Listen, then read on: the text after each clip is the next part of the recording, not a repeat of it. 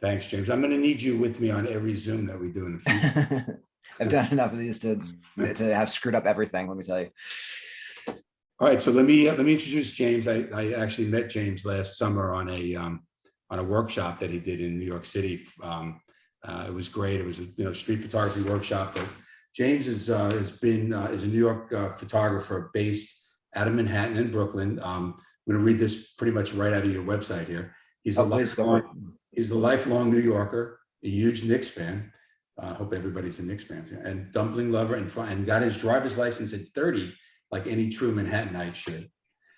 James has run a photography business in the city since 2005. He sells and licenses prints of his work. He's a certified tour guide who runs frequent workshops and photo tours. Like I said, I went on one of them, which was fantastic.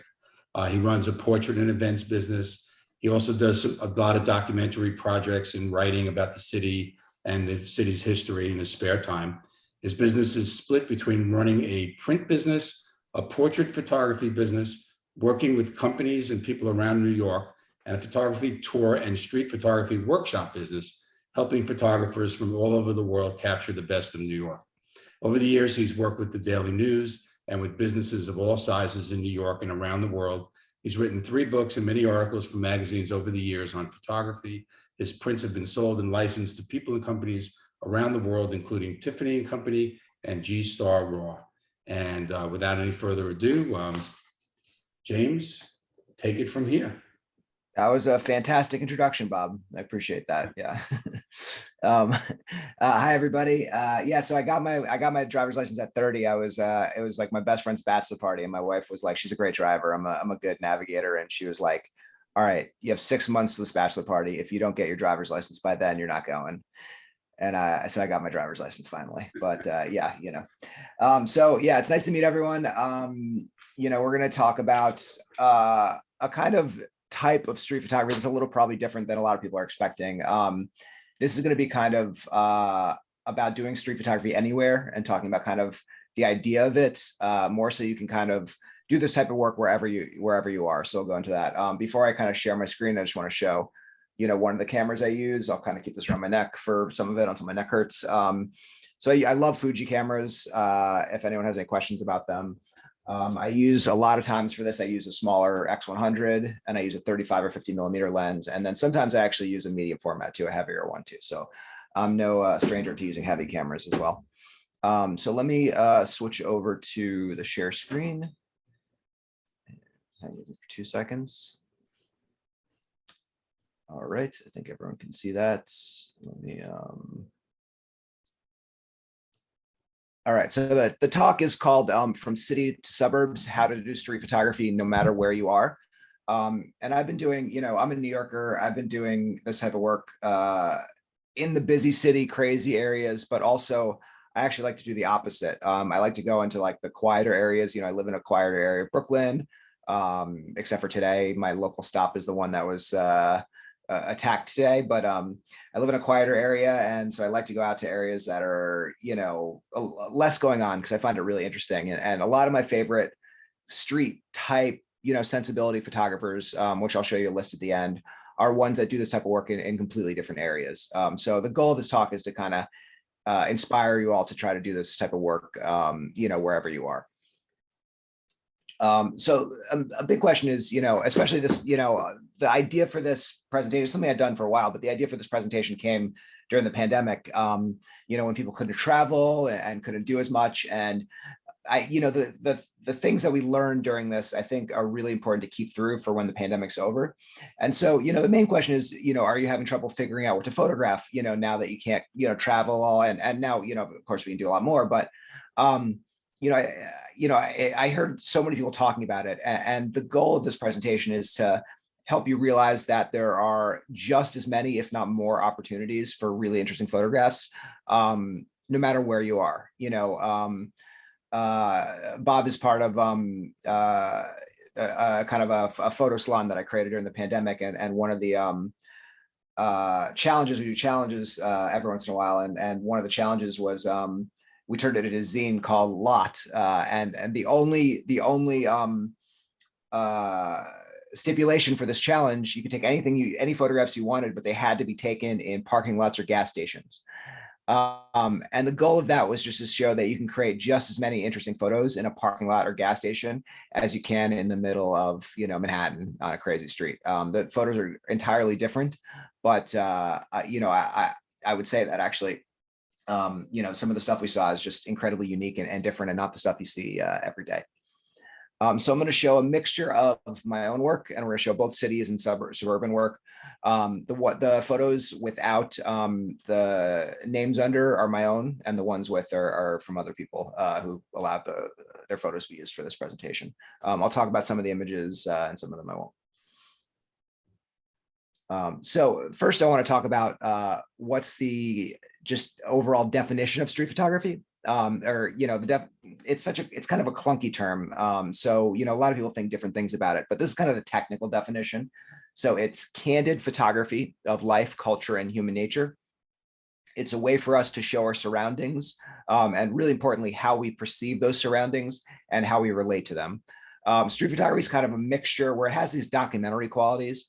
You're trying to document your surroundings, but it is different from documentary photography. Documentary photography, photographers are often just trying to tell the straight story and not get themselves involved.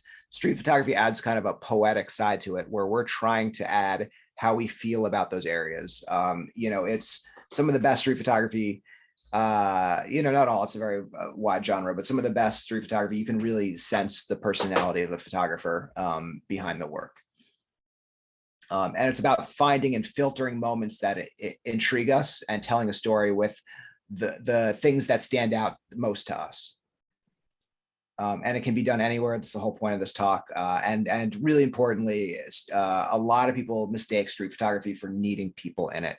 And that is really far from the truth. People are a huge part of it.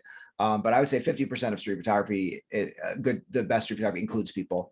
The other 50% doesn't. And it's more of a sensibility, a way of telling a story, creating an environment, sharing feelings. And sometimes people really aid in that, but oftentimes the best photos, don't have any in them. So here I'm going to show some photos just from some other people. I love this photo from Megan, just kind of the suburban street. I love the sign here. It's at the perfect angle it happened to be. And I love little details in photos. I'm kind of the type of person who likes busy photographs, not all the time, but a lot of the time. So I like looking around at all the details in photographs like these. This is one of my favorite pandemic photos from the city. Showing you can kind of create moody and interesting photographs, no matter where you are. I love this photo from Gina. Here's, one of the busy city crowd photos. I've been trying to take good crowd photos, for 20 years. Probably two that I really like. This is my favorite. Complete opposite environment.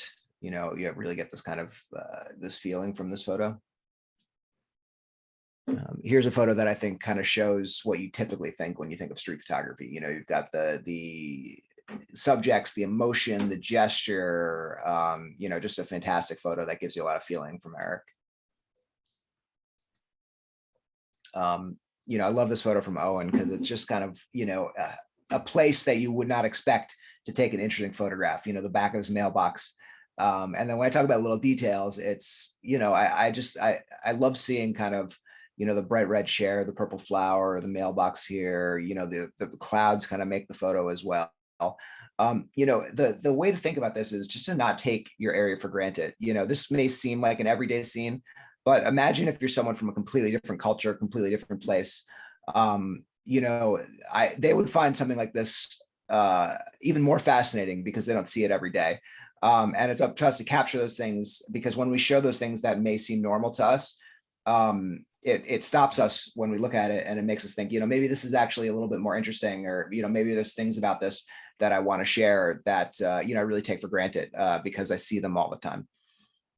And also, just in case you didn't, we're going to do questions halfway through and at the end, but please, if you have a question during the presentation, just feel free to chime in. Yeah, that won't be a problem at all.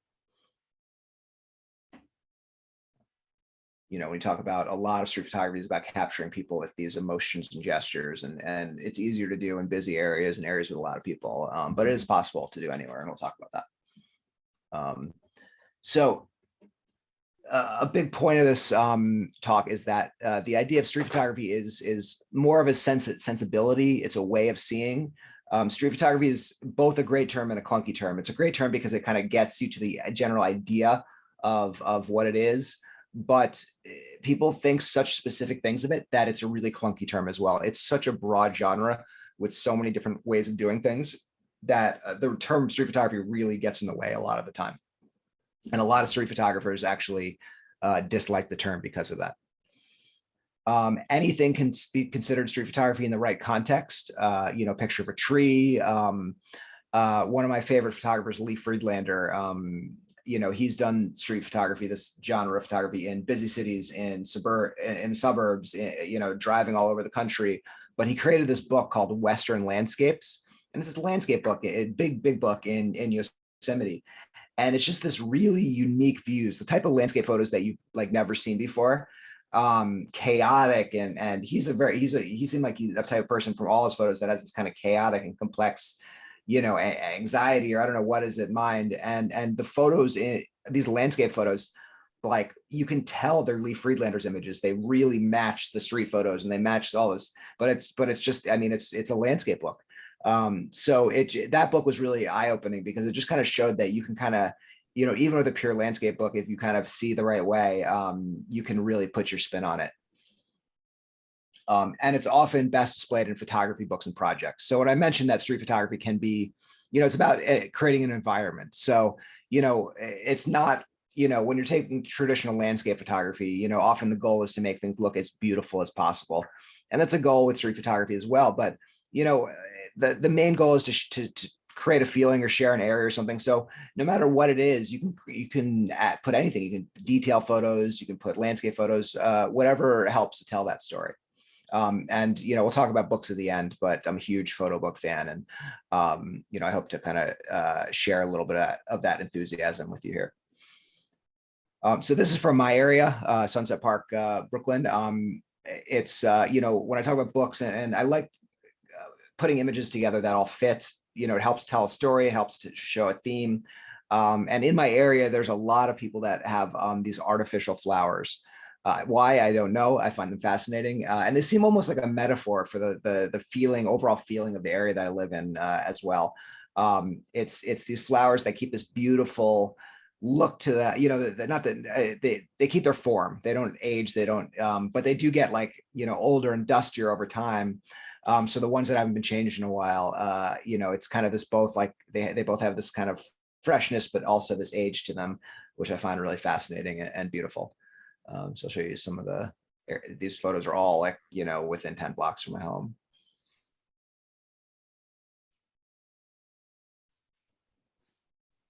This object is one of my favorites. When I started noticing the fake flowers everywhere, there's a block I walk all the time, and then I completely missed this. And then I was like, what is this? It's like a fake flower urn, garbage can type thing. So yeah, this one I found very fascinating. I love the front yard displays as well. There's a lot of great ones near where I live. So I mentioned this a little bit, and I'll try not to repeat myself too much. I sometimes do that a little bit, but what is the typical view of street photography? People think that's often captured in cities, on sidewalks, people walking down the street, the Gary Winogrand spirit. One thing is that people often think it's the flashiest people, and that's a big part of it, but it's not a huge part. It's just one aspect, and sometimes people get a little too caught up in that. Completely candid, that's part of the typical view. It has to be candid, it can't be posed. This photo, this is one of my photos. If you're familiar with the book The Americans by Robert Frank, and not trying to compare myself at all, but Robert Frank captured a lot of photos of Americana. The American flag, the jukebox, they were kind of consistent themes throughout the book. In a similar way, things that we see all the time, You know, the cell phone, the coffee cup, the shopping bag, you know, the fresh outfits. Definitely the headphones are a big thing in New York now. You know, those are kind of the suit of armor of, you know, all over everywhere, but definitely in New York, you see it. So it's definitely something I try to capture. And when you see something it's so ubiquitous and so everywhere, you know, you have to take a shot that's really good to make it stand out, because otherwise it just kind of is a little bit of everything. And so for me, it's kind of this expression here, you know, really, you know, tells a story and helps elevate this photo. And someone put in the chat, how many of your images are original versus processed? They're all, you know, these are all digital photographs that I did a little work to. I try to keep it subtle. Sometimes I do a little more, sometimes a little less. But if you saw me edit, you'd probably be surprised with, you know, how little I try to do, because I want the moments to feel consistent and real. Consistency is the key. Whether you go further or not, I like to, you know, for projects and ideas, to keep, you know, per project, the work to look consistent, because it allows the viewer to get lost in the world and not think of the individual photographs, you know, as photographs. Instead, their mind kind of goes to the story. And I think that's where photography gets really powerful. It's like reading a book. You know, you're not thinking, you know, I mean, often you're thinking about the prose and you know, the skills of the writer, but when you get really lost in a story, you're not thinking about that. And I think that's a similar thing with a really strong photography. Hang on one second. Yeah. This is New Yorkers waiting online for a sample sale. It's amazing what New Yorkers will wait online for. Not me, but I hate waiting online. But and my wife too. She's even worse with waiting in lines. But there's a lot of people who will wait online for cronuts and, you know, you name it. And Barry asked, do you get releases from people? No, it's legal to do this stuff in the U.S. For artistic purposes. But if I was to need a release, it would be for commercial or advertising purposes. And you can't insinuate something about a person that's not true from the photo. You can't like put it, you know, you can't just say, hey, this is a photo of something that's not true, because then you could get in trouble. This photo actually, this young woman's mother, his friend saw this photo on the internet, and then so her mother contacted me, and now I sent her a print, and she has a big print on her wall. I thought that was kind of interesting. But when I talk about expressions and you know, typical street photography, you know, I really look for expressions in the eyes, because they can tell a whole story. This is one where I've been trying for like a year or two, when the vape smoking was the huge thing, just to try to get a really interesting picture of people vape smoking.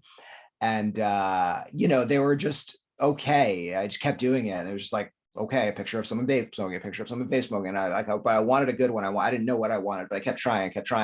And finally, I ended up getting two that I liked after like a couple of years, and they both came very close to each other. And I didn't know what it was, but you know, finally, this is what I wanted, the big cloud of smoke. But really, the image isn't about the smoke. It's just it's a peripheral thing. The image is about, you know, this guy kind of like checking himself out, and you know, whatever you know, vision he has of himself. And the vape smoking you know, happens to be part of it. So now, what is the broader view of street photography? You know, what are we trying to do with this talk? So I think portraits are extremely important part of the broader view. If you look at the great street photography books, portraits are a huge part, even though they're posed and not candid. But I think the best photographers have a way of capturing portraits in a way that get to the spirit of the person they're photographing, so it helps to tell the story. So we'll talk more about portraits in a bit, but they're really definitely very important. And they're very important. We'll talk about this more, but they're important in areas that aren't cities, where it's harder to do like the candid street photography type thing. Environmental, and I mean just your area, capturing, you know, telling the story of what your area looks like, what it feels like, what's interesting about it. Details, you know, searching for little things that are interesting.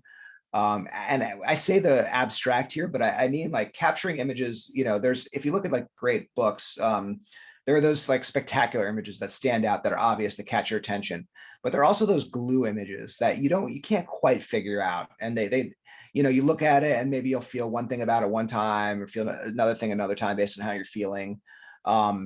You know, it's just some of the best photographs ask questions versus giving answers. And I think a good mix between the two it can be important. So yeah, it's always it's important to try to capture a whole variety of these type of photographs. Not just capturing pictures of, strangers or candid things, capturing your family, your friends. You can do this in suburban areas, rural. You can do it in nature, as I talked about Lee Friedlander's work. In the home, you can capture photographs from the home that have this spirit. And capturing the mundane and everyday is a really important aspect of this. Mundane is like the opposite definition of interesting, but I think that mundane photographs can be some of the most interesting type of photographs because it questions the idea of what we think is mundane. It elevates it, and yeah, I mean, it really brings up those questions, which I find really fascinating. You're going to see some photos from Taisuke, and Taisuke is really interesting. He's very open, and he told us he had been divorced. I don't know exactly when, but he was saying, I feel lonely. And it's really interesting in his work that you can feel this lonely feeling no matter what he's photographing. He photographs a whole variety of things, but whether he photographs a tree or a person, how he's feeling gets portrayed in his work really well. And I think that's the sign of a very mature photographer. And when I talk about kind of capturing images that fit together, I thought these two fit well together. This is just an image I love with a lot of feeling from Emily's front porch. And when I talk about liking details and liking creating environments and stuff, I like to compare this image to the crowd photo that I showed you with all the people. When you look at like that crowd photo, you notice the different people and notice the different details. But some people stand out more than others, but the more you look, the kind of more little things you see. Similarly to photographs of suburbia or just environment shots, this is kind of the star of the photograph, the middle of it. It's all building, it's beautiful, it's fascinating. But then I love looking at all the little details. You have the pristine home behind, you've got the tree stump on the left, you've got the cars, you got the home that's almost kind of like falling over. This really kind of just creates a really interesting environment that would fit really well, like with a story about the area.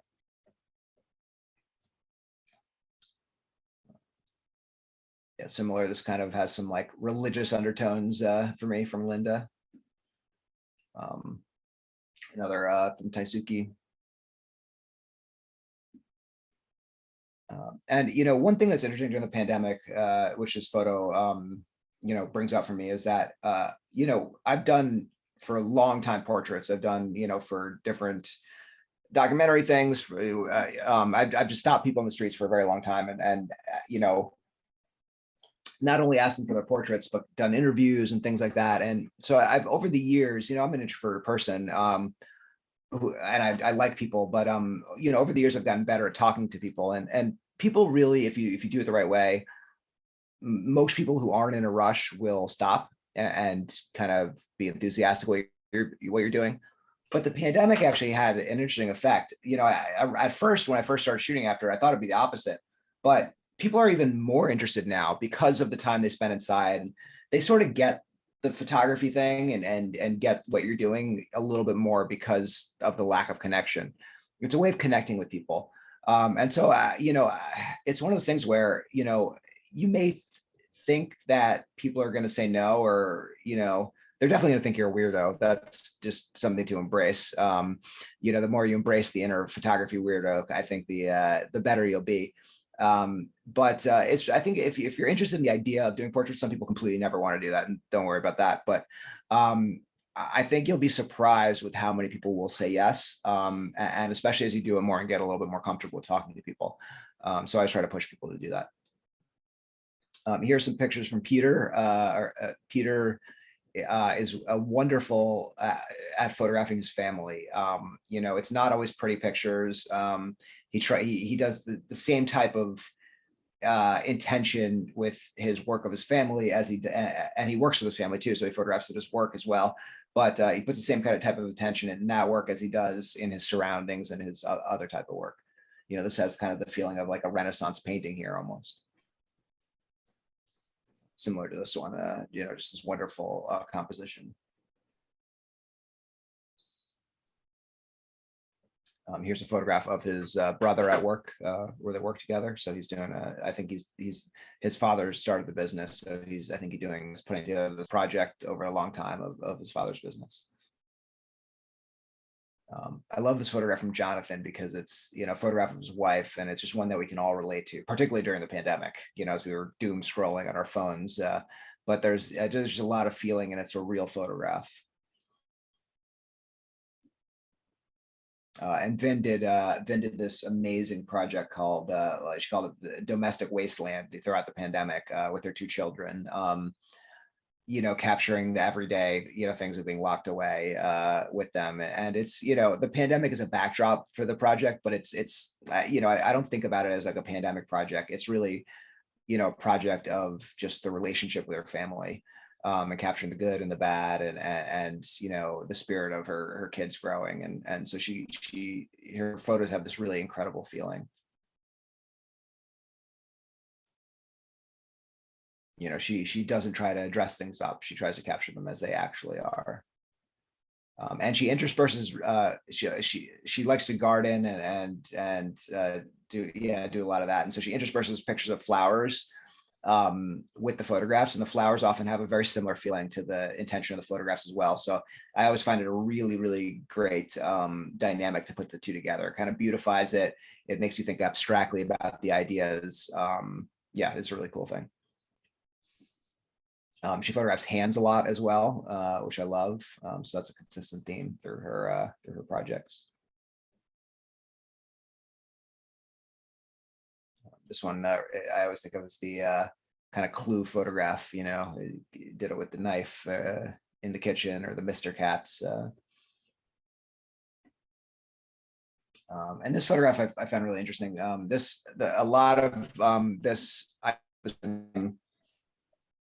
I've had a newsletter for a long time that I've grown for about 10 years. And during the pandemic, I did a contest called 5 Blocks from Home. And it was, you could only take pictures within 5 blocks of your home or in your home. And you had to send in 5 photographs. I gave out some prizes to the winners. And Tommy won. He took 5 photographs within his home. And this is one of my favorites. And I just found it fascinating. You could take such a beautiful photograph. And I find it really interesting. But within your bathroom, I've never taken a good photograph within my bathroom. I don't know if I ever will. But it's great to see that someone can do that. Some more home photographs from Rona. Just some environments. A lot of people photograph in like museums and different places like that. This is more for the cold weather people who they have to figure out where to go in the winter, and like the museums and stuff are where you all don't have that problem in the winter. You can get out there. Here's one. If you can guess the amount of devices in the photograph, I'll give you a prize. Mm-hmm. I haven't ever actually given out a prize, but I always say it. So.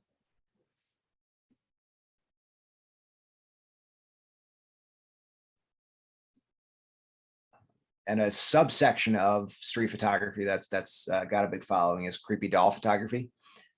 So Stephen is one of the leaders of that genre. So, as I mentioned, I'll just kind of repeat this quickly, but it's really important. Photograph where you live or spend a lot of time. I like to think about it as you would to do like walks for exercise. Schedule a certain amount of time to go in areas that you already are, because those areas better than anyone else, and so you have an advantage to take interesting photographs more than anyone else in those areas. Since that's what the best. I think that's where if you work at it, you can create the most interesting work, and you spend the most time there, which is really important as well. So close to home, capturing the everyday, as I mentioned, family, friends, or neighbors, and injecting how you feel into the photographs. That comes over time.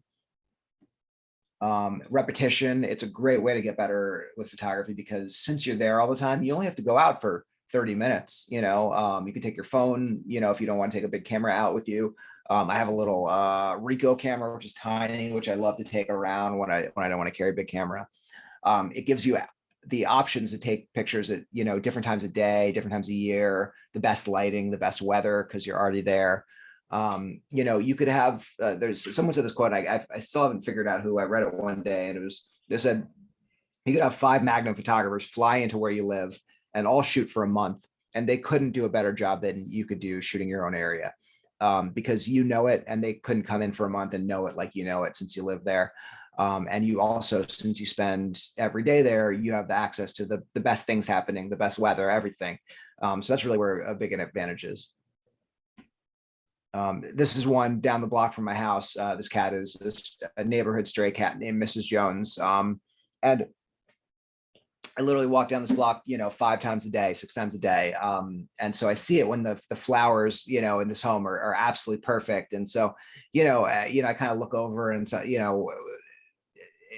it was a pretty good photograph, nothing without the cat, it was like, okay. But then one day, just from looking, Mrs. Jones was in the perfect position and everything came together. And the only reason that, everything came together was because I literally look at it every single day of my life. And one day it happened to be great photographs. The rest of the days, no, it wasn't a great thing that I would use. So the advantages of street photography in cities, obviously there's more people, energy, action. It's easier to blend in and shoot candidates. It's more comfortable to do this type of work here. When you see photographers do it in these areas, at first you get nervous, but when you see how easy it is in an area like this, you can quickly get much more comfortable. There's, often, not always, more flashier people, which I don't think is an advantage. I think it's actually sometimes a crux, because a lot of photographers just look for that. And interesting people, often has nothing to do with how they dress. There's something internal to people. So there's some great photographers who capture pictures of everyday people, and they find the everyday people that just, wear their emotions on their sleeve, and they just know how to find that spirit in someone. And that spirit could be in someone who's flashy. That can be in someone who's just an everyday person. The spirit cannot be in someone who's flashy. And, so it's flashy is just one aspect of a person. And so it can be really easy to get caught up in just looking for those type of people. And, often in cities, people are more willing to be photographed, although I would argue that once you get good at talking to people, they can be pretty easy to photograph in a lot of places. The disadvantages in cities is it's harder to be unique. More people are photographing them. In quieter areas, you could be the only person photographing that area in this type of way, which allows you to give your own spin on it, for sure. And despite diversity of a city, it's one side of the coin. New York is its own bubble, just like every other place is its own bubble. People here like to think, oh, we're so cosmopolitan, this and that. And there's great aspects of it, diversity, things like that. But really, New York is a bubble, just like any other place. And it's really important to understand how you feel about the area and where your misconceptions may be, because then it helps you to kind of get to the heart of what you're photographing and the spirit of it. One of the projects, and after, if you check my work out on my website, you'll see this full project, but it's called Luck City, and it's in the backdrop of the changing New York, luxurification, the consumerism, kind of, all the wealth, as New York has gotten a lot safer, from the 70s and 80s, and all the people who left during that time are now moving back. It's become, it's always kind of gentrified, and it's always had this luxury aspect, but the new term is hyper gentrification. And it's the speeding up and getting absolutely crazy. And so that's the backdrop. The project isn't about that. The project is about the feelings of disconnection and loneliness and anxiety and that this environment creates. And so some of these photographs, a lot of the black and white ones that you'll see in this presentation from me, are from this project, and this is one of my favorite ones from it. This is another from it as well.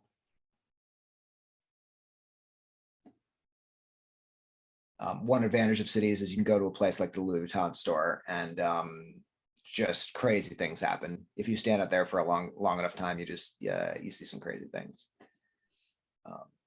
So I love portraits, and we'll talk about that in a little bit. But when I try to take portraits, I try to capture a moment with a person's like in thought a little bit, so it's not as posed, and doesn't always work. A lot of times it doesn't, sometimes it does.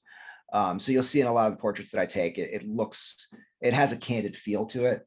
And I think that can be a big part of blending portraits and street photography. And of course, a huge key to doing effective street portraits is finding people that have the Louis Vuitton logo tattooed on their head. If you can do that, you're guaranteed to take a great street portrait. Here's another thing outside of the Louis Vuitton store. I literally could do an entire book based on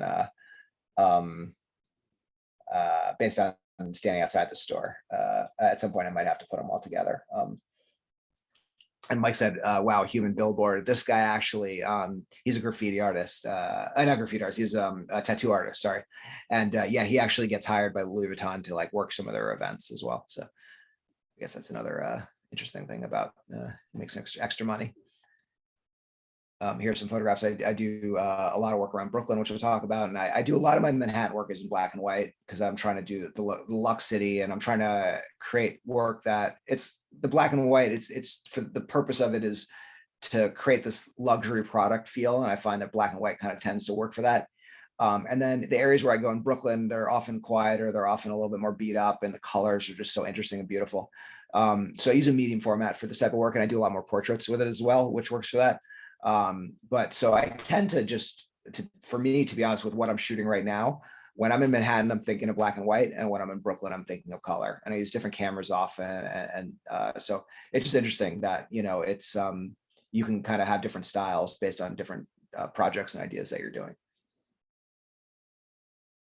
Here's one where just the look in the eyes and the expression, for me just tells so much.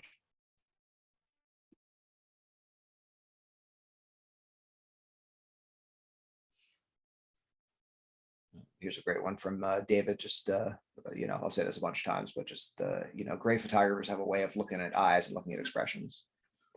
And it just said my internet connection is unstable. So if anyone, if I seem to cut out, just let me know. So I can, this one, this photo, it would be an okay photo if it was just this beginning part, pandemic photo, but really the look, in the eyes and this secondary subject, it for me is the kind of main thing that makes this photograph interesting.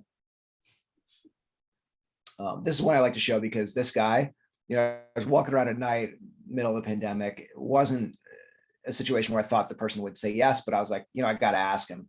So I asked him, and he was like, yeah, sure, take a picture. And so since then, I've seen him all the time, and like now we say hi all the time, and he wears great outfits. And so I have these great portraits of him over time, but really it started with this one. So I since this is near my house, a lot of the people I photograph, I've seen them many times. So street photography in cities, you can flip the disadvantage. A lot of people always go to like the busiest places, and I do that a lot, but you can flip that disadvantage by going to quieter areas. You can go to suburban areas. You can kind of just get lost. I like to walk and get lost, it's my way of getting rid of the anxiety that, kind of living here or just life in general kind of throws at you. So sometimes I go into the city, sometimes I go out. This is a photo where this is also on the same block. This is Mrs. Jones as well. But I find this interesting that the people who live in these homes, their personalities exactly match how you'd imagine from just looking at the exteriors of their homes. So street photography in quieter areas, and after this slide, after this couple of slides, we'll do some questions. The advantages, as I mentioned, it's easier to stand out because less people are doing it. It's easier to put your own spin on it. There's a variety of content, and I have so many people when they do workshops in New York saying, "You're so lucky to be in New York. There's so much stuff happening here." And like I always have to say, like, sure, I totally agree. I love the city. I love the spirit of it. But so many of my favorite books. Like my favorite genre of photography book to look at is I love New York street photography, but I like to get lost in completely different places. And so I think that once you get used to a place, you can capture the same amount of good photographs. They're just completely different. So it's important to like have that optimism, and it'll spiral over time. You'll start to, the more you look, the more you start to see. And I mentioned who said flashier people are more interesting. And how do you know people aren't more willing to be photographed, outside of cities, unless you really try. And I always say it's good to, when you go out to photograph, give yourself a quota. Say, I'm going to just talk to 3 people today. By doing that, it kind of gets you to stop and ask them. And over time, like just explaining what you're doing and being honest and open, people can read that on you and read that you have good intentions. Yeah. And one disadvantage is tougher to feel comfortable. That's why, like when I do work in quieter areas, I do a lot more portraits than candid photographs, but I still do some candids. So that's, it kind of, flips the script a little bit. But it's also an interesting disadvantage of cities is that because it's easier to do candids, people completely forget about portraits. And so that's a lot of New York street photographers just don't do any portraits. And that's a big thing that they're missing. So yeah, it's important to do portraits everywhere, I think, if that's what you're interested in. And people are not as used to seeing cameras or having their personal space infringed on. So that's definitely an important thing to think about depending on where you're going. And tougher to blend in, which is why sometimes it's just important to part of the reason why, I use the big medium format camera in quieter areas. I mean, a big reason is because I'm shooting in color and there's a lot of backgrounds and details.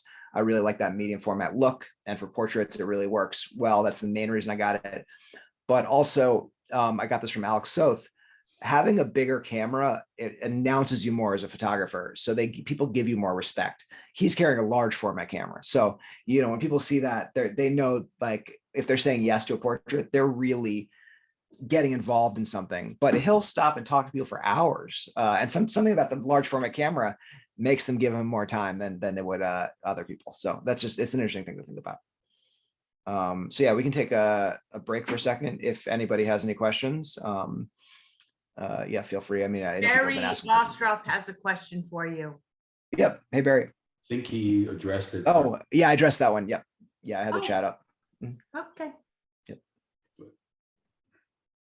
So I think that what you were saying was, tell me if I'm wrong, that if people are in public places in the open, it's expected that they may have their picture taken. It's not, it's not a private place. So isn't that kind of the way you would explain it? Yeah, that's the way the legal thing. And there's all like ethics things, what you feel comfortable with and stuff like that. Legally, you can do it.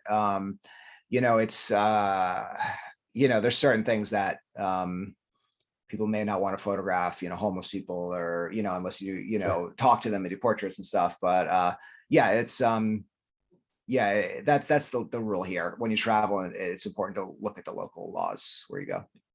Right. Sometimes when you're traveling, you're inundated with people in a picture. You'd like to get rid of some of them just to be able to take a better picture of the area you're photographing. Oh, completely, yeah. But at the same time, including one or two or three can make a picture really, stand out from just taking a picture of a building, let's say, or whatever, Oh, totally. Yeah. No, it's it's very true. There you go. I got another question. Here's a question from Steve Bromberg. Yeah. Do you shoot in black and white? I shoot everything in raw in color, and then I convert it after. Some people shoot directly in the camera, but I like the control that raw gives me to create the black and white. So even though I'm thinking of black and white, and I with the little camera when I'm shooting in hand, I actually turn my screen to black and white, but everything's shot in color, and then I convert it later. So James, can you explain a little bit about like getting set up for a shot, what you might do if you're in a particular area? How would you think, what are you thinking? Is it, before you take a photograph, are you setting up a certain way, you're doing things? Well, so when I'm doing candid work, I try to keep everything sharp because you never know when there's going to be multiple subjects. You never know when something's going to be close or far. You just don't know when you're going to get, and you don't want to screw up those amazing moments. So I don't like, unless if the light's low, you have to shoot with a shallow depth of field. I like as much depth of field as possible because I just don't want to screw up the great moments. So, often, I'll be shooting around f8 if I can, because it's a decent amount of depth of field. I'll be shooting with a wider angle lens, like a 50 or a 35. I try to set the settings so that I don't have to continue to change the settings. I use higher ISOs to get like the faster shutter speed. And, really the way I set my camera is so I don't have to think about it all the time. And so I know things are sharp. When I'm shooting in more suburban areas and things are slower and I have more time to change the settings and I'm doing more portraits, in that case, I'll do a shallower depth of field and I'll change the settings a lot more. That's the difference. Yeah, I guess the part of the question was, do you look for a background first and then for people to come? Do you look for the people? What's the order and how would you do that? Like you're walking down the street What do you do? What are you looking to set up? So I do a mixture of all of that stuff.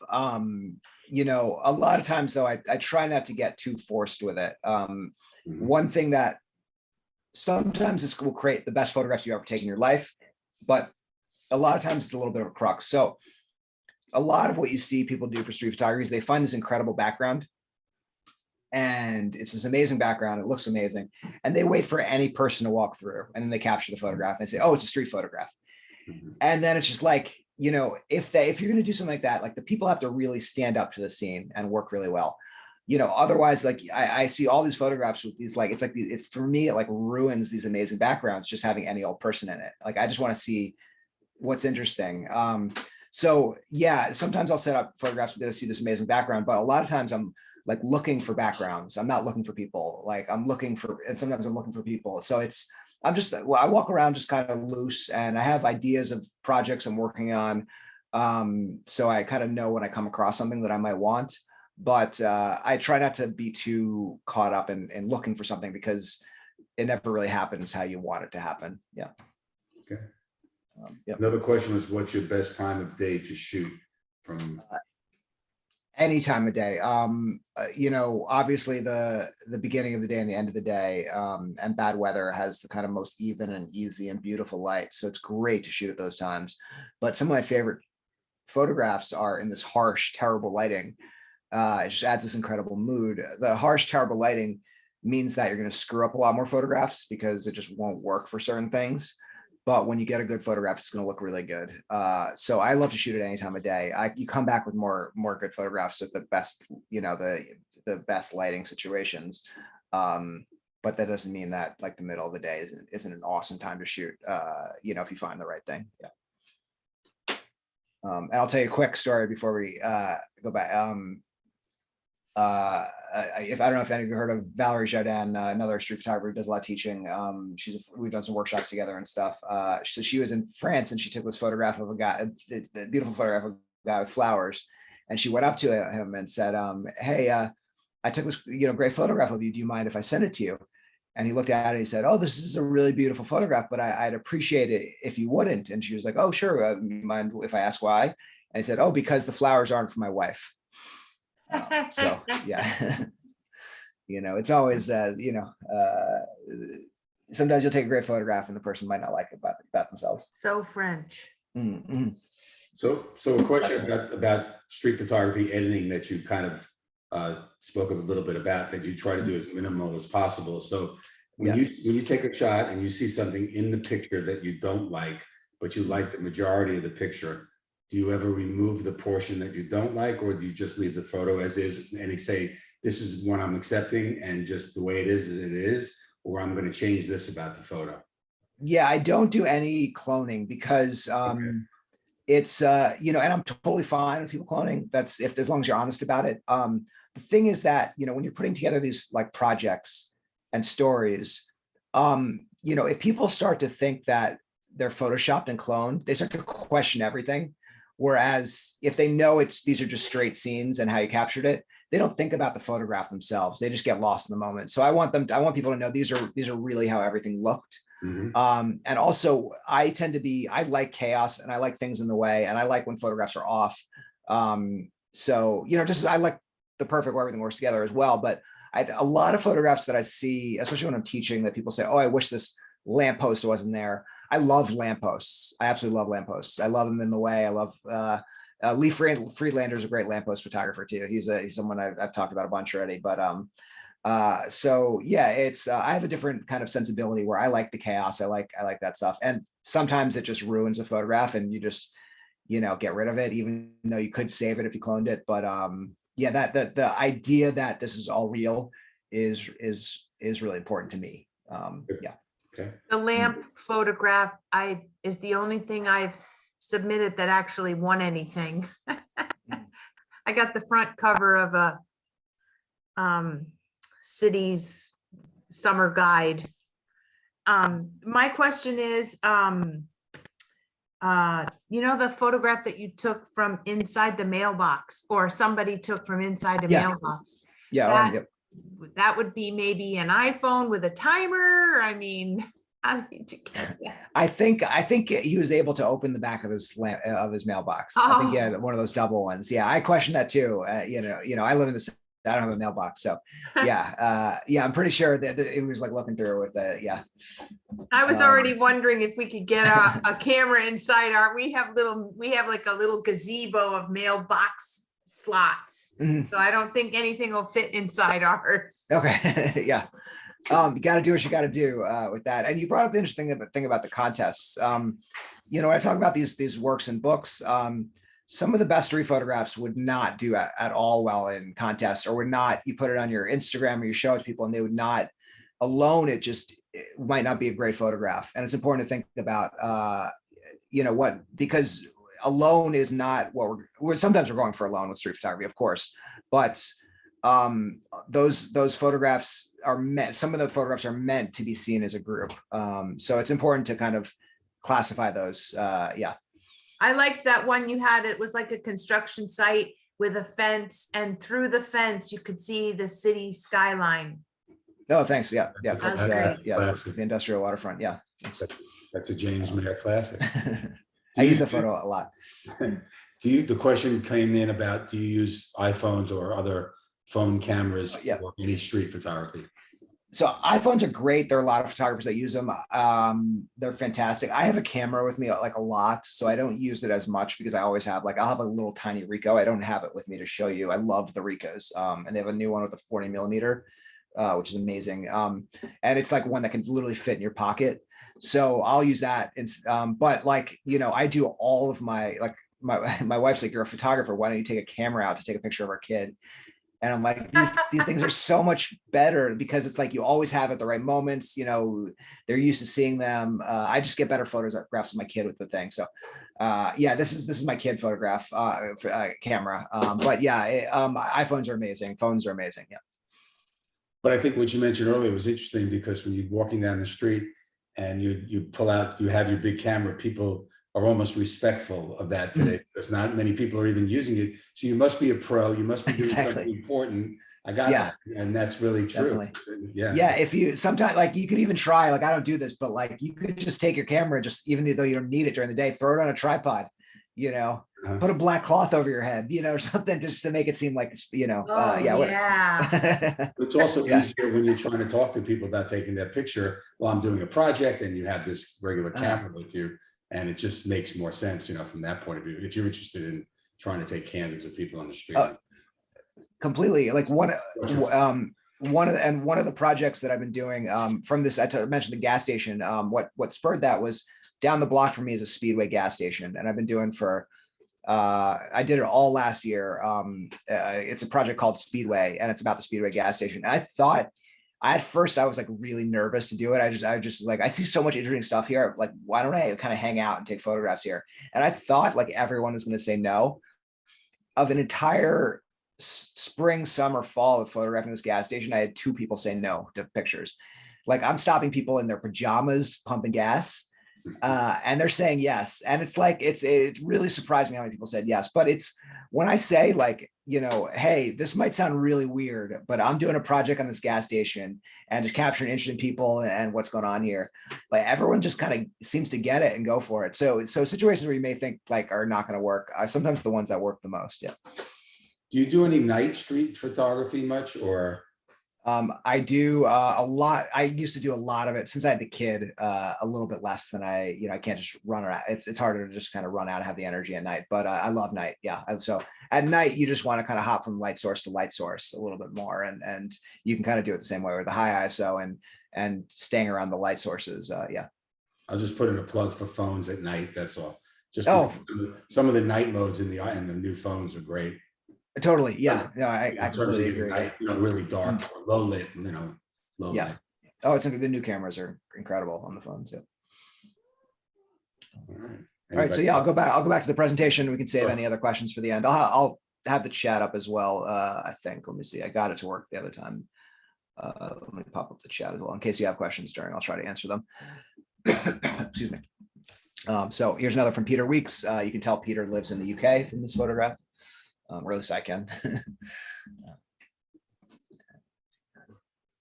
Here's another one from Taizuki. You can, that lonely feeling I was talking about. You're really right about that. All of his things are sad. Mhm. All the cars in the field, Totally. all by themselves, and it's all grown up. It It's has like, that, yeah, it's oh, amazing. God. And he had this photograph because when he got divorced, he he switched his career. He had like a, you know, steady job, corporate job, and he switched to being a photographer. And so he had to live in a very small place with no bath or shower. And so he has this photograph of him he took a self-portrait of himself taking a bath in his sink. And it's one of the most incredible photographs I've ever seen. But yeah, but now he's doing much better. But yeah, Okay. this is the very beginning. You know, he shares this stuff, and he's very honest with himself and open with himself, and that shows through in his photographs. I love this one from Merle. This is a portrait, you know, someone she saw when she was walking by. This one just is one of those. There's some great books on suburbs, and you know, you can walk around a suburb and it's quiet, and for a long time just not see anything, and it can trick yourself into thinking, oh, I'm not going to find anything interesting. But you look at these books, and things happen if you keep looking and keep going.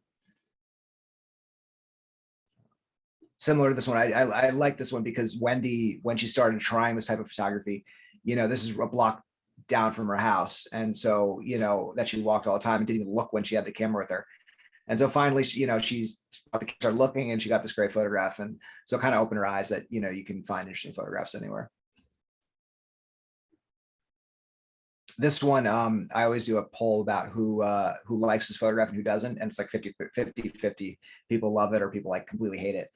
This is one of my favorites, and it's interesting because I'm showing it to you alone, and, you know, alone, like, technically I really like it. You know, the color palette I find is very even and interesting. The lines, you know, you've got like kind of the straight line with this, you know, car here, and then the squares kind of balance it all.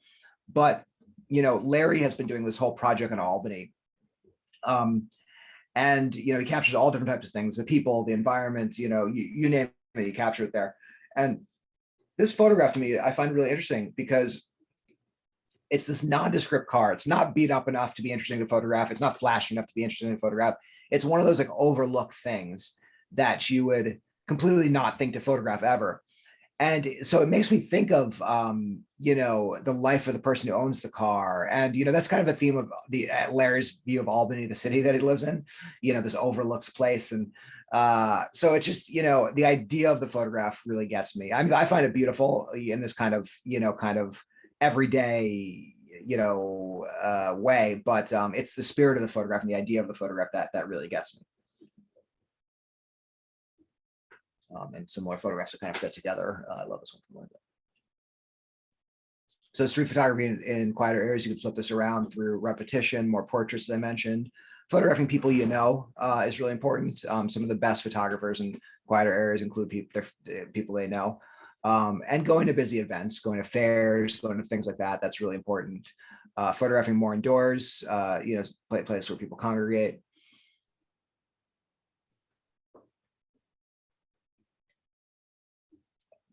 This photograph I love just because Eliza, she, no matter what she photographs, and she photographs a lot of nature, they all have this kind of feeling and spirit. It's very spiritual.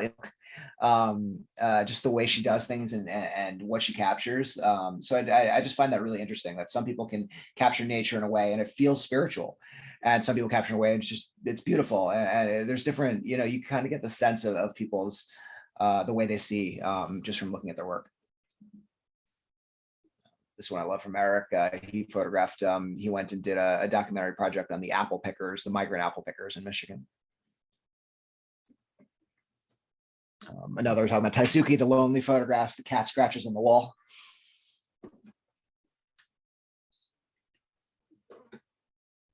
So Great, cool. Great gas station.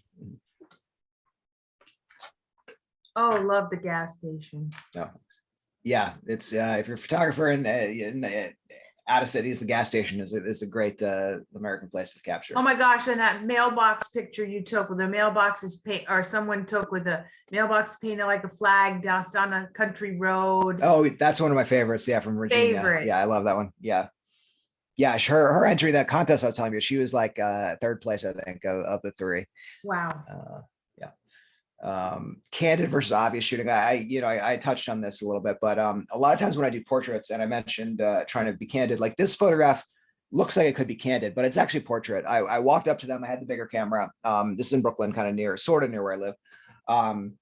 And I just kind of said like, hey, do you mind if I take your picture? And the guy in the blue they both said yeah. And the guy in the blue kind of was getting down from where he was. So I posed and I was like, no, I want you just exactly how you were. You look fantastic. And often I would try to take a candid picture if I could, but this wasn't the right moment. So I, by giving them that direction, he just got right back up, looked at me a little bit, and just they kind of stayed exactly how they were. And so you have this like this is exactly how I felt when you came upon it, but it allowed me to take a composed portrait of them. So it's a really important thing to try to do, whether you're talking to them to get them comfortable, whether you tell them, hey, you just look great, could you just do that again, or stand in a way that you feel comfortable. Just kind of letting them know that they don't have to pose or be too stiff. A lot of times people will be stiff and they'll give you like a fake smile or something like that. Don't tell them you don't want that. Take the picture to like humor them, and then say, oh, can I also take one of you that just kind of, it feels really natural. Do you mind taking one that's not smiling? I just kind of want to, get kind of a natural feeling picture. And so that works sometimes. Often it just won't work, but sometimes it'll work. This is one of my favorite portraits in the area. This I kind of gave the little camera nod, like, hey, can I take your photo? And she just said, yeah, and didn't move.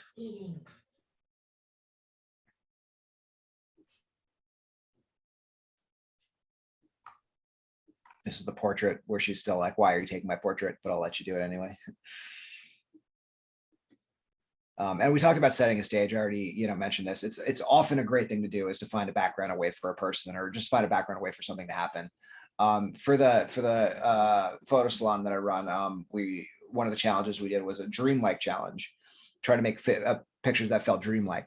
And so I was like, this great sky was out. I was like, oh, the sky feels so dreamlike. Let me look around and find some things to photograph. And I was walking and I just saw this wonderful woman with these rose-colored glasses. If I hadn't been thinking of the dreamlike challenge, I would have shot this completely different. I would have focused on her. I wouldn't have been thinking about the clouds. And it worked out so well because I think it worked out well because I had been thinking of this idea ahead of time. And it works similarly with projects or photographing an area over time. As you start to get used to it, and as you start to get photographs that you like, or think about what you want to do, or pictures that you want to get, those moments will happen over time, and you'll be quicker to notice them by doing it. So it's one of those things where like you'll go out for the first day in an area and you'll be like, I didn't see anything. And then you'll do it again and again, and then you get one good photograph. And then, as you spiral, as you get used to it, you're gonna start getting more and more good photographs just by the repetition and doing it. Here's another one I love. I photographed the industrial waterfront a lot. So, these details really made the photograph for me. And this looks great big because it's a medium format picture, but I had to wait for the kind of right truck above to complete the scene. As I talked about this a lot, so I'll go through this. Portrait tips are, it's important in quiet. It's more important in quieter areas, but you don't want to forget about it in busy areas. It's important to think about what is your pitch, especially if you're kind of getting used to it. Think ahead of time about how you might talk to people or what you might say. It could be as simple. A lot of times I just say, hey, can I take your picture? And it works, or give a little nod and do a quick thing. And it's clear that they're in a rush, and you get a great picture or not, and it works out or not. But a lot of times, like, I've done these documentary projects where I've done like hour-long interviews with people I've met on the street based on like areas and things like that. And sometimes you have people who really want to talk, and you can ask the right questions. And so don't, a lot of people, when they're just doing this, they ask the person says yes, they get nervous and tense, and they take a quick picture and they run away. When someone says yes, it'll be obvious in a rush. But if they don't seem in a rush, like, take a deep breath, slow yourself down. The camera is just kind of a tool to meet people and have experiences, and the picture is a byproduct of that. If you don't think about the picture first, if you think about the experience that you're creating as the real thing that you're looking for, then the picture is going to be that much better. And it's the byproduct. You're looking for experiences. You're not looking for pictures. Asking interesting questions. Alex Soth did one, like he takes it far. I don't recommend this for everyone, but he did this great project called Niagara, where he was feeling very lovelorn at this time of his life. So he said, hey, let me go to like, this aging town that used to be the place where everyone, went to get married and, were in love. And so he asked people, he would ask people for do they have any old love letters? And so it's this book about the whole idea of the place and the people and portraits, and it's amazing, amazing book. But at the end of the book, he includes a lot of the old love letters and the stories. And so, one time he got the cops called on him, but a lot of times people gave him their old love letters, and many of them, and it's just such an incredible thing to read through them at the end. So if he can do that, we can do, a tenth of that. As I mentioned, try to make them feel comfortable. Get them in a candid feeling moment. No fake smile, or let them be the fake smile, and then kind of, ask for, a natural one. The portrait not always works, often works. Offer to send them the photograph. I keep cards with me. And some people, I don't do this, but I should do this, and I want to do this, but I just haven't actually done it. Larry does it. I showed you that photograph from Larry. He carries pictures of people from the projects that he's taken. So when he talks to people about what he's doing, he says, hey, here's some examples. And that's similar to having a big camera. If you show them part of the pictures from the project, they're going to give you a lot more of their time, because they're going to see it as a really serious thing, and they're going to get excited about it. And you're not just some random photographer. You're an artist doing it on the project, project in the area. And so I give out my card and offer if you send me an email if they want the photograph. I don't take their information to email them, because like a third of people will actually ask me for the photograph afterwards, and I don't want to do all that work for a third. If they want the photograph, they can contact me. This guy's named Mort. I was walking around at night, and I stumbled upon him, and we talked for a little bit, and just kind of hanging out, talking to him. I was able to get this great moment with him and his cat there. He's lived in his house for about 40 years. This photograph, sorry, the name popped out of my head. But she's hanging out on the Manhattan Bridge, and we hung out and talked for about 15 or 20 minutes. And I was trying to get this kind of candid look with the hands over the bars, and not make it too posed. And this is the second to last photograph in a 15-minute period. I wasn't photographing the whole time. I was talking and taking a few pictures, and all the rest of them were just okay. This is what I was trying to get, and it took that amount of time, and that was kind of at the end where I was like, I've taken too many pictures. This kind of played its course, but yep, just the perseverance. I finally got what I was looking for. This is the one that started the Speedway project. This is actually a portrait. She was standing there just like this, and I was like, hey, do you mind if I take a picture just like that? And she nodded and went exactly how she was. And it turned amazing. And then this was like, hey, I was thinking in my head, I see all these interesting things with the Speedway. I should just, hang out here a little bit. Here's another one. This is actually a portrait where I asked her, I love the cross and the cigarette and the notebook. And I was like, hey, can I take your portrait? She's very stiff. She said, yeah, she seemed really into it, but she was stiff when she's taking the portrait. So I said, hey, do you mind if I just take a look at the pictures, hang out for a second, just to kind of relax her a little bit? And then she relaxed. And then I saw this other young woman with, I'm a sucker for taking photographs of people carrying a lot of coffee cups. So I just combined the two, and it feels candid, but it really started with the portrait. Here's a few more. Eric has taken these fantastic portraits in Michigan. This one I love from Linda. First of all, it's an interesting picture. The guy's interesting. His outfit's interesting. He seems very open. He's got all the things that make for a good picture. Great glasses, great hat, cigarettes. The background's good. But why I really like this picture is because Linda she really wanted to do portraits, but she was very nervous about it. And she lives in a small town in upstate New York, and she didn't think it would be a great place for portraits. And this was the first one that made her realize, oh, I can take some good pictures here. So it was kind of a really proud moment that, her preconceptions, in her mind really were getting in her way. And it took a few good ones to kind of get over that. This is a similar one this is a portrait of her landscaper. And she's a shyer person. Open and outgoing and great, but she's also shy with the stuff. So she said it took her 45 minutes while he was doing work to get up the nerve to ask him. And then he was like, sure. And they took a lot of pictures. And, I love, this was my favorite one of them all. So it was kind of cool that she got this fantastic portrait of her landscaper.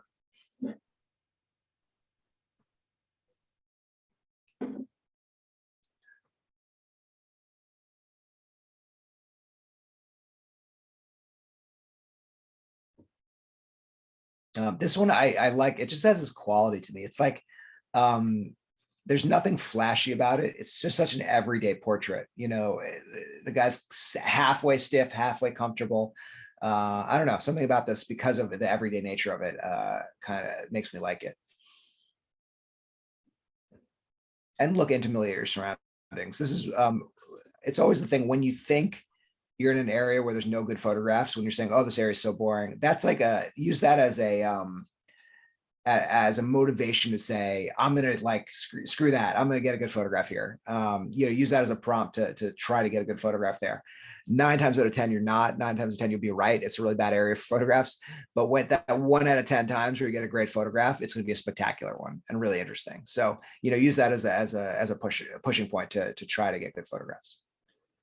This is like down the block for me. I walked back down this block a million times, and the millionth first time I saw this like Cinderella shoe on the windowsill, and still been there like a year and a half later from this photograph.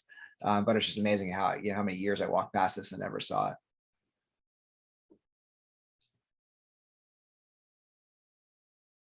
A few more from my neighborhood.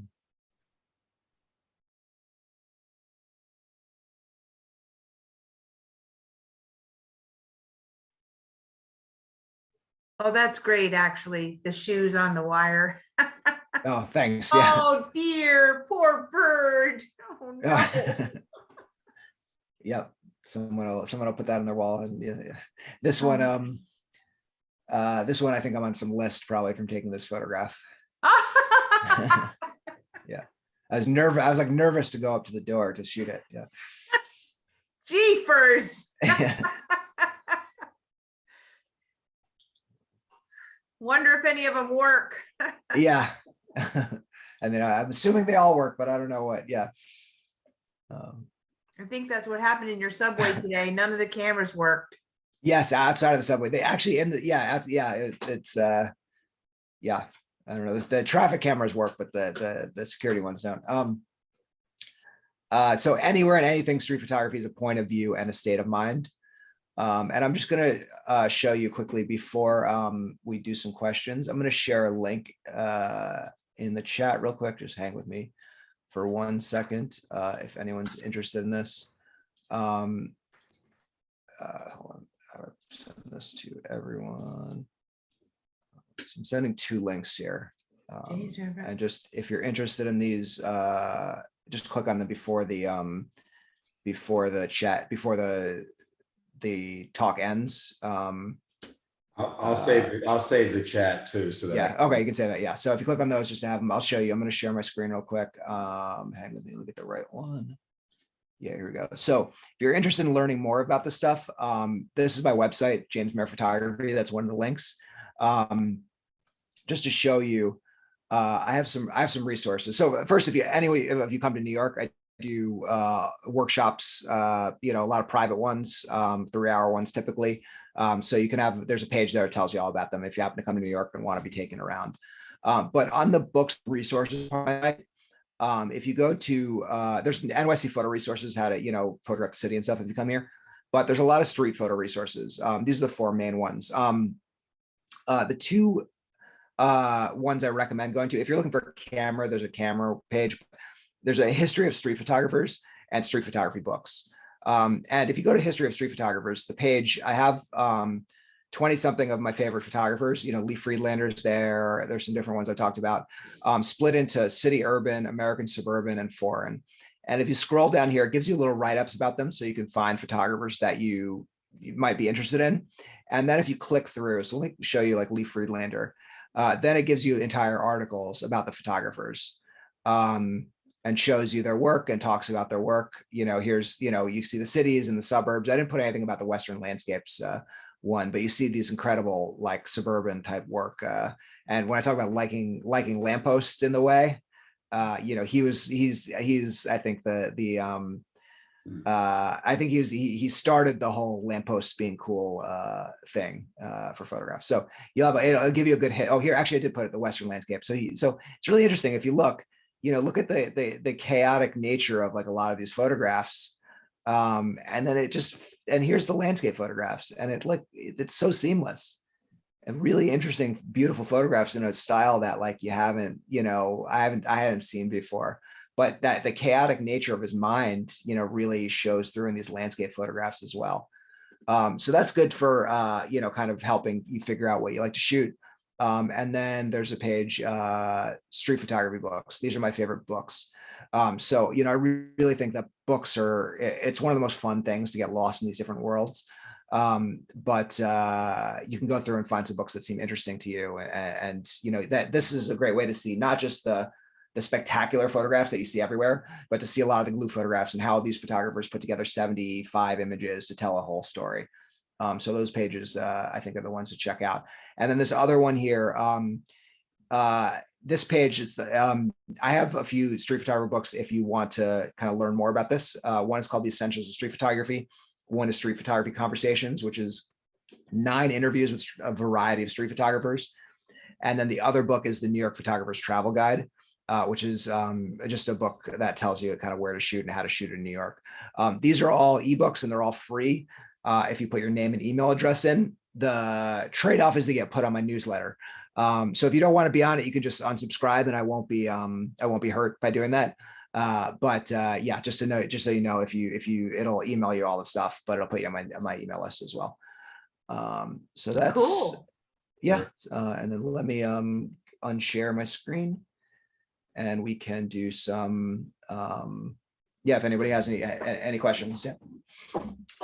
So James, could you explain what you would do on a work? I know I've done one with you, which was fantastic, but could you explain what a typical workshop would be like, or a tour, city tour, city guide, areas you might go to, or things you might do? Yeah, well, it will be the greatest day of your life. I mean, Bob said agree. that. I Yeah, agree. it's absolutely amazing. It's yeah. So I have some routes that I really think are fantastic for people to go to for the first time. Like, I can do custom routes depending on where people want to see.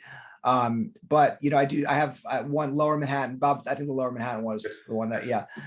So my favorite areas of the city to shoot are Soho, which is the flashy cast iron, incredible architecture area. You go into Chinatown, which is kind of the older city, interesting people walking the Manhattan Bridge. I like a mixture of those off the beaten path with the kind of really interesting architecture and stuff. And then I take people to like Central Park and Midtown and interesting areas. But the goal of it is to mix, do a mix based on the people with sightseeing, showing a variety of interesting things, teaching people how to photograph a variety of different things, photography education, based on what people want to learn. And then a lot of history. I love the history. So I like telling the stories of the area. So I find that mix to be really fun. Yeah. Where is the place that has that big structure with all the stairs and stuff? Like, what the heck is that called? I can't even think of it now. Oh, the new modern thing that was just built. Yeah. Hudson Yards. They closed that actually. I don't know if it might be open again, but a few people like jumped off it, so they closed it for a while. Oh no. Yeah, I don't know.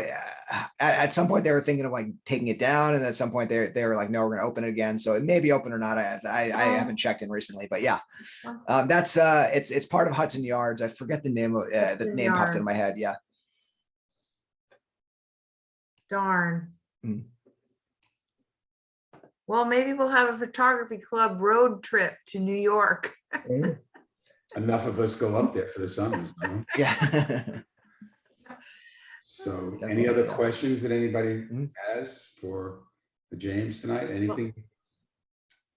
If you don't, it means I did a great job. So It was usually- really fun. No, thank Really you. fun. Loved all the pictures. Yeah. Just tried to take notes of things I liked the best, like the flower boxes and the front doors. And one of our members, Robin, she got herself on mute, but one of the things she likes to do when she goes around is on trips is take pictures of windows and pictures of doors. Awesome. Yeah. She's right. She did put a question in. I think that may be right. Oh, the High Line. Yes, the Hudson Yards is kind of part of the High Line. Yep. Yeah. Definitely. Which is an interesting walk, right? Do you do anything on walk? Have you ever done Yeah, I definitely do some things on walk. Yeah, it's very interesting. And it's interesting people watching and architecture as well, because it's very crowded sometimes. So it's, yeah, I find it interesting to watch all the people there. All right. Any Any other last thoughts? questions? Yep. If not, feel free to email me if you have other questions. But yeah, thank you, everybody. Yeah. Wow, this was really awesome. It was so nice to meet you. Thank you for Yeah, it's taking nice to the meet you as time well. to talk to all of us down here in Valencia Bay. Of course, my pleasure. It's a lot of fun. Yeah. Sorry you can't see what anybody looks like. Well, I imagine what you look like, Deborah, and you seem like a very positive, beautiful person just from your Oh, voice. thank So, you so much. yeah. Well, you can see Bob. Bob's our director of learning and development. So Too long a title. yeah, it's okay. Anyway, it was great, and we really appreciate you getting on and spending the time. Yeah. And, Thanks for having me. looks like you're getting a lot of very good compliments, so everybody enjoyed it. So No, I appreciate that. Yeah. so what I'll do is I'll send everybody the link so they can get everybody else who couldn't make it today, because we're very busy down here in Valencia Bay. Everybody has a lot of things going on, so they may not have seen this presentation now live, but we're gonna go check it out. I'm gonna actually end the recording now, I guess, and then we will post the recording to our Facebook page and let everybody take a look at it at their leisure. Awesome. Yeah. That sounds great. Yeah.